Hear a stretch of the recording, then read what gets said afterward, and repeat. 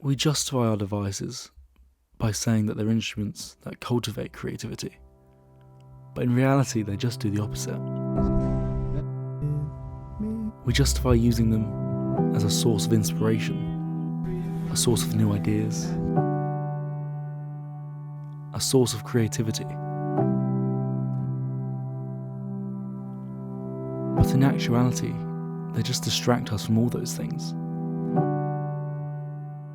Yeah, we get a few bright ideas from a few hours of scrolling, but is the trade-off really worth it?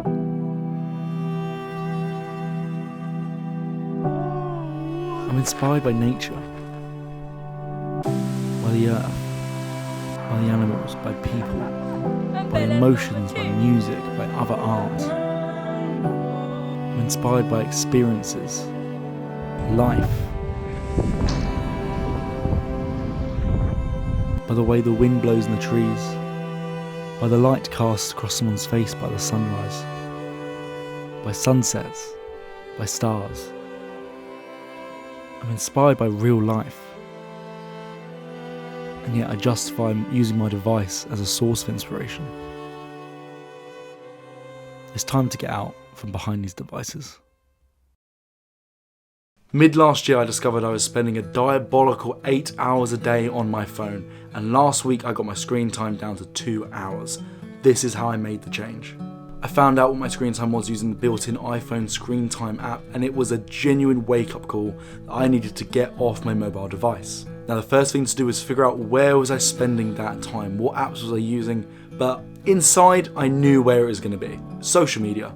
I was spending 4 to 5 hours a day scrolling through social media. Now the first thing I did to try and reduce this was I used the built-in iPhone screen time app limits. This allows you to set a limit on how much time you want to spend on an app per day, and this helped me initially to get the numbers down. But all it takes to ignore that app limit is 2 buttons. And I quickly found myself instinctively immediately hitting those 2 buttons to close out the app limit and continue scrolling for another 15 minutes. All this served to do was make me more aware of how much time I was spending on the apps, but it didn't really cut down my screen time much more than an hour or 2 per day. More drastic measures were required. I started looking into app blockers and I quickly discovered Opal. And it's at this point I want to mention this is in no way sponsored or affiliated with Opal. I'm just a big fan of the app, and so I'm sharing it with you guys here. Now, after downloading the app and ignoring any options to pay for the full version, because you don't have to pay for the full version to have 1 free blocking session per day, I set my 1 free blocking session per day to 9 AM to 5 PM every day. This seemed like a logical time frame to use for fairly obvious reasons, so away we went, blocking apps 9 AM to 5 PM every single day. Now within the space of a couple of weeks, I saw my screen time drop from an average of 7 to 8 hours per day down to 4 to 5 hours a day. And as you can imagine, I was quite happy with this. I'd claimed back literal years of my life from being locked away behind a phone screen. And this is actually a reason why I quite like the Opal app, is because it shows you how many years you're set to spend behind your phone, and it also shows you how many years you've claimed back by reducing your screen time average. This really helps put it in perspective of how long you're spending behind your phone. For the remainder of 2023, I got my screen time down to an average of 4 to 5 hours a day, and I was completely happy with that. I'd claimed back almost half of the hours a day that I was using before. Of course, there's occasional spikes. If I'm having a lazy afternoon or I'm sat there watching Netflix on a flight, that screen time spikes up, but for the most part, it stayed at 4 to 5 hours a day. But was that good enough? If you know me, you know I like to try and push myself. I like to try and get the best out of myself that I can. So once I realised that I'd become comfortable with 4 to 5 hours per day, I knew something had to change. I needed to push myself that bit further. How much lower could I get my screen time? I reviewed the data within Opal and realised that my biggest time suck was still social media. But more specifically, it was TikTok. I was spending an average of 2 hours every single day scrolling through TikTok. Now, I'd considered the idea of deleting TikTok in the past, but I'd always justified keeping it on my phone because I needed to upload consistently. But then when I actually thought about it, that was just an excuse. They have the web version which enables you to schedule uploads from anywhere, any PC, for a reason. You don't need it on your phone. So I decided to run a test. I gave myself a week trial period where I scheduled out all my content for TikTok through the web app so I wouldn't have to use the phone. And instead of going on every day and manually uploading, I scheduled all 7 posts in one session, one quick hit, so I didn't actually have to go back on the web again that week. So after that test, and not only realising that I'd claimed back hours per day by not scrolling on my phone, but I'd actually claimed back extra time per day by not having to go on and upload every single day. I'd batch done it at the start of the week. I realised there was now no need for me to have TikTok on my phone other than to just binge. So I deleted it.